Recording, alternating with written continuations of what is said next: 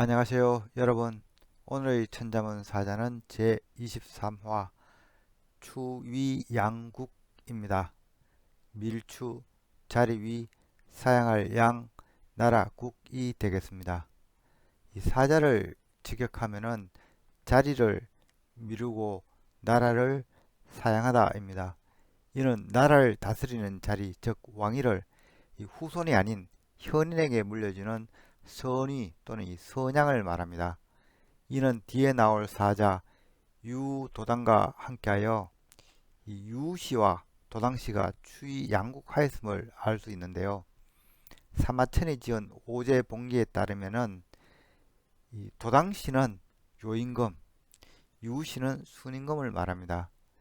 요임금은 아들 단주의 품성이 흉폭하므로 신하들의 의견을 물어 효성으로 가정을 잘 다스린 순에게 순회하게 됩니다.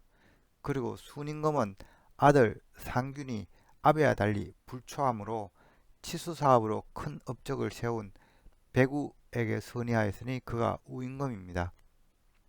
한편 이 우임금도 현명한 신하였던 이객에 선양하였으나 사후에 신하들이 아들 계를 추대하면서 그 틀은 깨어지고 왕의 후손들이 왕위를 계승하는 이 하왕조가 시작됩니다.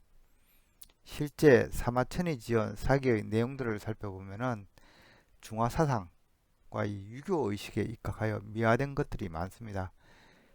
그렇기에 고대의 이야기들은 중국 역사의 토대를 이루기 위해 각색한 것이 아닌가 의심이 듭니다. 요순의 이야기들도 이상정치의 소망을 담은 전설 정도로 알아야 될 것 같습니다. 그럼 글자에 대해 살펴보겠습니다. 먼저 밀추를 설명드리겠습니다. 이 자는 제방변에 세추자의 합자로 되어 있습니다. 제방변은 이 손수가 변에 들어갈 때 간략하게 표기되는 형식입니다. 변에 위치한 손수자는 소전까지는 이 5마디의 손 형태가 유지되었으나 전설을 편하게 다듬게 되면서 예서에서부터는 이런 제방관 형태로 표기가 됩니다.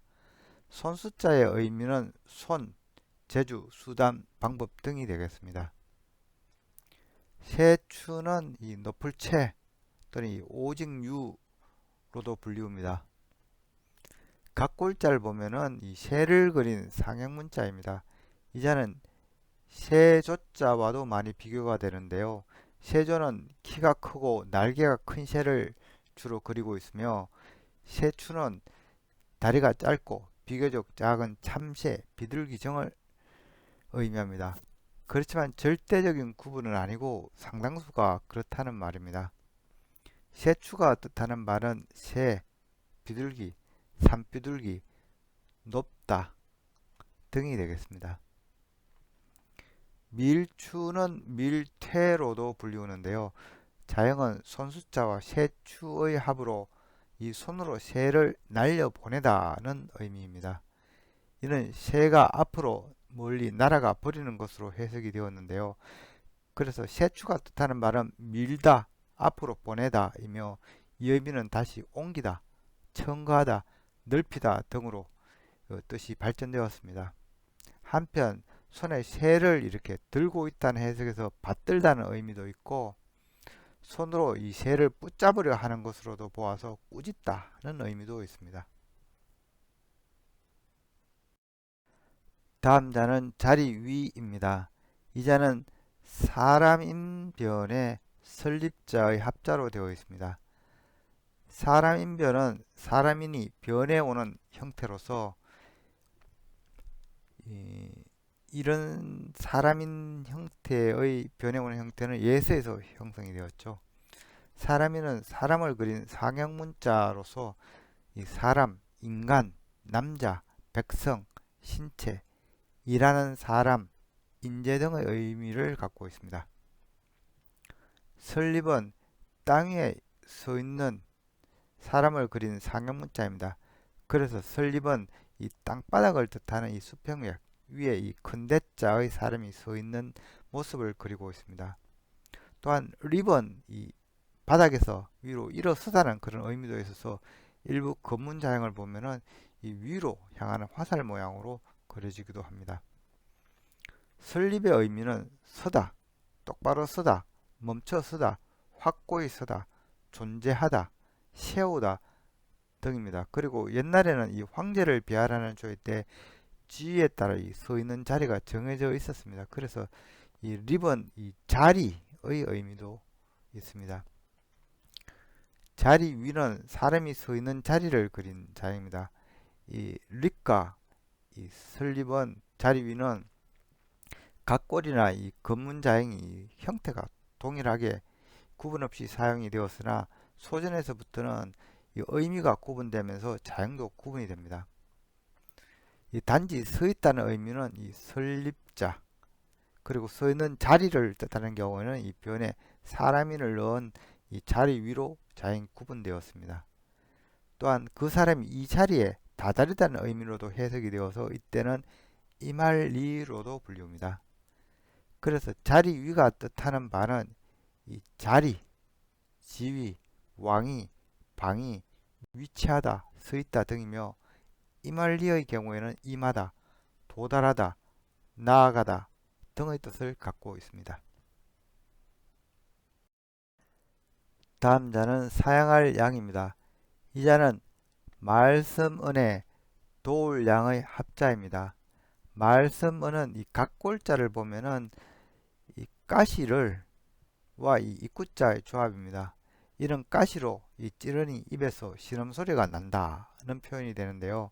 그래서 사람의 입에서 나오는 소리, 말 등을 가리킵니다. 그런데 소리는 의미가 있는 말과 의미가 없는 음향 두 가지가 있죠. 그래서 건문에서부터는 의미가 있는 말을 뜻하는 이 말씀 음과 음향을 뜻하는 이 소리 음자로 이 자행이 분화가 되었습니다. 소리 음은 이 입구자가 아닌 이 달감자 형태를 아래 갖고 있습니다. 말씀 음은 이 사람의 대화 수단인 말을 뜻하여 그 서임은 말, 의견, 글, 맹세, 호령, 이 하소연, 건의 등이 되겠습니다. 도울 양은 이 오디자 안에 사 올리다는 이 영자가 이렇게 자리 잡고 있는 구조입니다. 그래서 이 자는 이 마음을 고양하다, 높이다, 도와주다는 뜻을 나타낸 자입니다. 또한 이 영은 이 옹기를 두들겨 사 올리는 것에서 기인한 자행이라서 이 두들기다는 이 속뜻이 있기에 이 옷을 두들기다는 해석도 되는데요. 그래서 양은 이 빨래 방망이질 또는 이 먼지털이로 해석되어서 없애다, 되풀이하다, 털어내다, 씨 뿌리다는 뜻도 있습니다. 오늘 양이 뜻하는 바는 주로 돕다, 높이 올리다는 의미입니다. 사양할 양은 말씀음과 도울 양의 결합으로 즉 말로 도와주다는 뜻이 됩니다. 이는 힘든 사람에게 무언가 도움이 될 만한 것을 준다는 의미로 해석이 되었는데요. 이것은 물질적인 것일 수도 있고 격려의 말일 수도 있습니다. 사양할 양이 뜻하는 말은 사양하다, 양보하다, 겸손하다, 넘겨주다, 꾸짖다 등이 되겠습니다. 오늘의 마지막 자는 나라국입니다.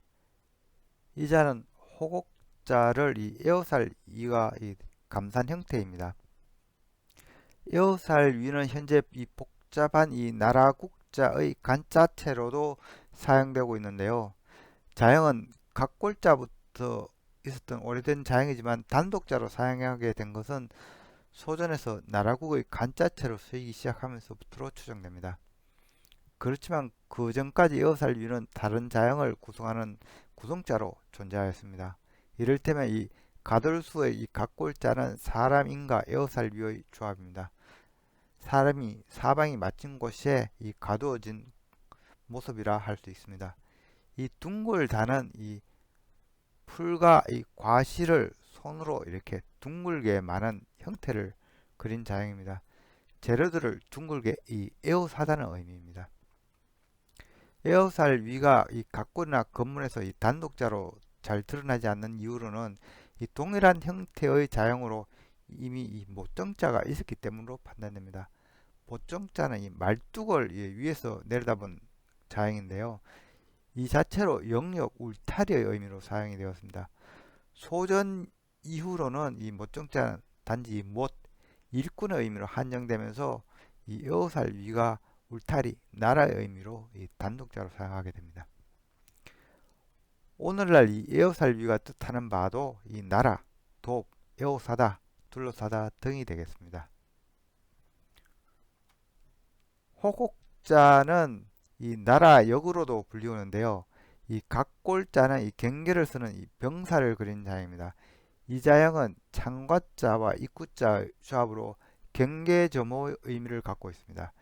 그래서 외부의 침략을 어떤 경우에도 지킨다는 의미도 있으며 혹시 있을 적의 갑작스러운 기습을 경계한다는 의미도 있었습니다. 한편 이 자는 나라의 영토를 지키는 것으로 해석되었기 때문에 건문에서는 이 입구자가 영토를 뜻하는 이 못정자로 바뀌게 됩니다.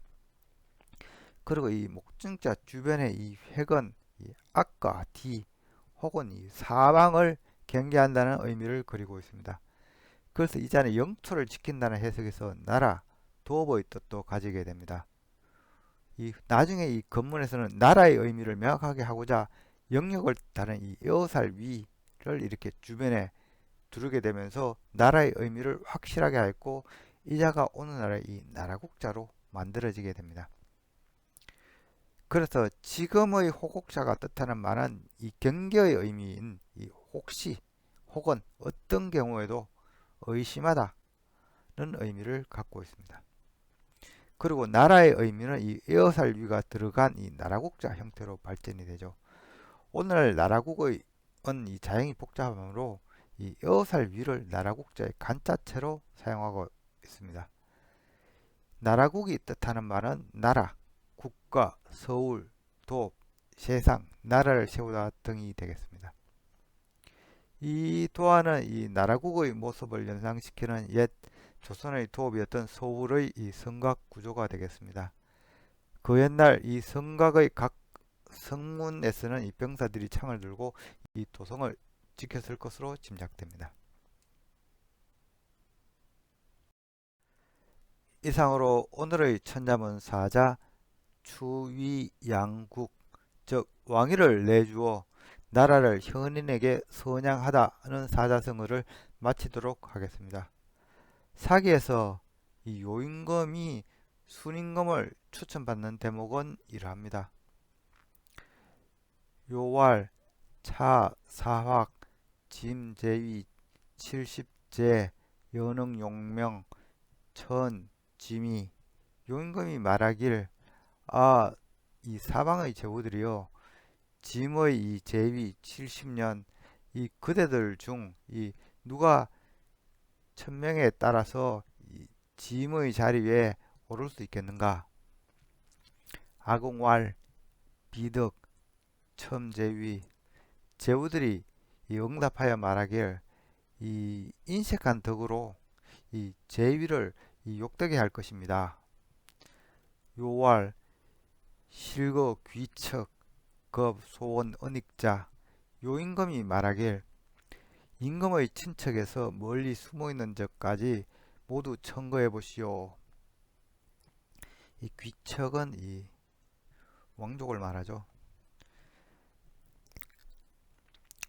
중개 언어 요왈 이 유관 제민간 왈우순 모두 이 요임금에게 이 말하길 이 민간에 이 호래비가 있어 이 우선이라고 합니다.